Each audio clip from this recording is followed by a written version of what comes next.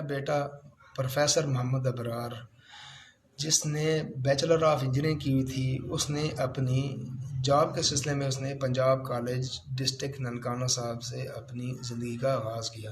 عرصہ 3 سال سے وہ فزکس کے پروفیسر تھے۔ 27 اپریل 2020 کو میرے بیٹے محمد ابرار کا منڈی واربٹن میں قتل ہوا، اور جس کی ہم نے ایف آئی آر منڈی واربٹن پولیس اسٹیشن میں درج کرائی، جس کا سیریل نمبر 210 ہے۔ آج 50 دن گزرنے کے بعد بھی قاتلوں کا کوئی اتا پتہ نہیں ہے۔ پولیس کی سٹیٹمنٹ کے مطابق انہوں نے 2 لڑکوں کو اریسٹ کیا ہوا ہے، لیکن وہ سٹل اس چیز کو مان ہی نہیں رہے کہ انہوں نے قتل کیا ہے کہ نہیں کیا۔ لیکن میری اعلیٰ حکام سے یہی گزارش ہے کہ میرے بیٹے کا ناحق قتل ہوا ہے۔